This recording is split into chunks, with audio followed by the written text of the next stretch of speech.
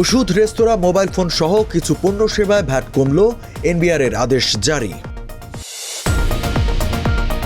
Malaysia যেতে না পারা কর্মীদের বিক্ষোভ, মার্চ এপ্রিলের মধ্যে পাঠানোর চেষ্টা চলছে, জানালেন সচিব।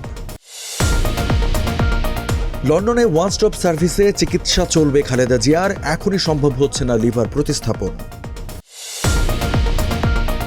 বিমানে বোমা হুমকির বার্তা আসে পাকিস্তানি নম্বর থেকে, জানালো ডিএমপি, তল্লাশি চালিয়ে মেলেনি কিছু।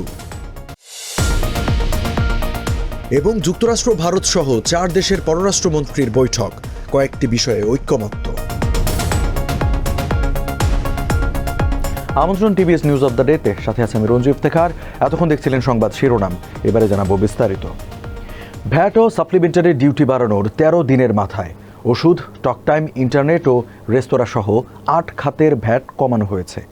এর মধ্যে আলোচ্য 4টি খাত ছাড়াও নন ব্র্যান্ডে পোশাকের বর্ধিত ভ্যাট প্রত্যাহার করা হয়েছে।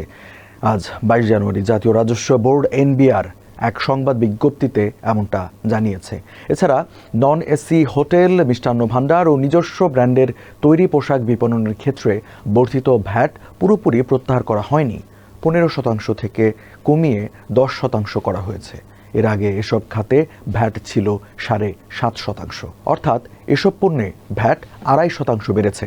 প্রায় 100 পণ্য ও সেবায় ভ্যাট বাড়ানোর পর দেশব্যাপী সমালোচনা ও কিছু খাতের ব্যবসায়ীদের আন্দোলনের পরিপ্রেক্ষিতে কিছু পণ্য ও সেবার ভ্যাট কমাল সরকার। অবশ্য এর বাইরেও বিপুল সংখ্যক পণ্য ও সেবায় বর্ধিত ভ্যাট সম্পূরক শুল্ক রয়ে গেছে, যা ভোক্তার ব্যয় বাড়িয়ে দেবে। কলিং ভিসায় গত বছরের 31 মের মধ্যে মালয়েশিয়া যেতে না পারায় রাজধানীর কারওয়ান বাজার মোড়ে মহাসমাবেশ ও অবস্থান কর্মসূচি পালন করেছেন কর্মীরা। তারা কারওয়ান বাজার মোড়ে অবস্থান করে এফডিসি ও পান্থপথমুখী সড়ক অবরোধ করেন। আজ 22 জানুয়ারি সকাল 9টা থেকে অবস্থান নেন তারা। কর্মীরা জানান, প্রায় 18,000 কর্মী কলিং ভিসায় মালয়েশিয়ায় যেতে পারেননি। তাদের সবাই প্রায় 5 লাখ টাকা করে দিয়েছেন, ধার দেনা করে টাকা জমা দিয়েছেন তারা, কিন্তু বিদেশে না যেতে পেরে এখন কষ্টে জীবনযাপন করছেন। এ বিষয়ে মন্ত্রণালয়ে সাংবাদিকদের সঙ্গে কথা বলেছেন প্রবাসী কল্যাণ ও বৈদেশিক কর্মসংস্থান সচিব রুহুল আমিন। তিনি জানিয়েছেন, আটকে পড়া বাংলাদেশি কর্মীদের মালয়েশিয়া পাঠানোর প্রক্রিয়া আগামী মার্চ এপ্রিলের মধ্যে শুরু হতে পারে। কুয়ালালামপুরে বাংলাদেশের দূতাবাস মালয়েশিয়া কর্তৃপক্ষের সঙ্গে যোগাযোগ চালিয়ে যাচ্ছে। বাংলাদেশ জাতীয়তাবাদী দল বিএনপির চেয়ারপারসন ও সাবেক প্রধানমন্ত্রী খালেদা জিয়ার চিকিৎসা এক ছাতার নিচে, অর্থাৎ ওয়ান স্টপ সার্ভিসে করার সিদ্ধান্ত নিয়েছেন লন্ডন ক্লিনিকের চিকিৎসকরা। আজ 22 জানুয়ারি লন্ডনের স্থানীয় সময় রাতে গণমাধ্যমের কাছে তার ব্যক্তিগত চিকিৎসক ডাক্তার এজেরেম জাহিদ হোসেন একথা জানান। তিনি বলেন, গত 8 জানুয়ারি থেকে ম্যাডাম লন্ডন ক্লিনিকে ভর্তি আছেন। ওনার সর্বশেষ যে রিপোর্টগুলো তার প্রফেসর জন প্যাট্রিক কেনেডির নেতৃত্বাধীন মেডিকেল বোর্ড পর্যালোচনা করেছেন। আগামী 2-1 দিনের মধ্যে লন্ডনের আরও 2 জন চিকিৎসক তার স্বাস্থ্য পরীক্ষা করবেন। সমকালকে লন্ডন থেকে এক চিকিৎসক জানান, খালেদা জিয়ার শরীরে নতুন যে জটিলতা তৈরি হয়েছিল তা অনেকটা কেটে গেছে, তবে শারীরিক এই অবস্থায় লিভার প্রতিস্থাপন সম্ভব নয়।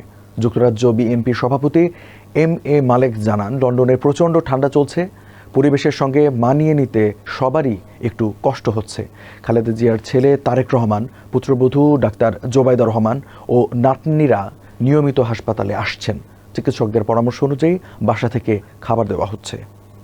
বিমান বাংলাদেশ এয়ারলাইন্সের যে ফ্লাইট নিয়ে নিরাপত্তা হুমকি দেখা দিয়েছিল, সেই উড়োজাহাজে বিস্ফোরক থাকার বার্তা পাকিস্তানি একটি নম্বর থেকে দেওয়া হয় বলে পুলিশের ভাষ্য।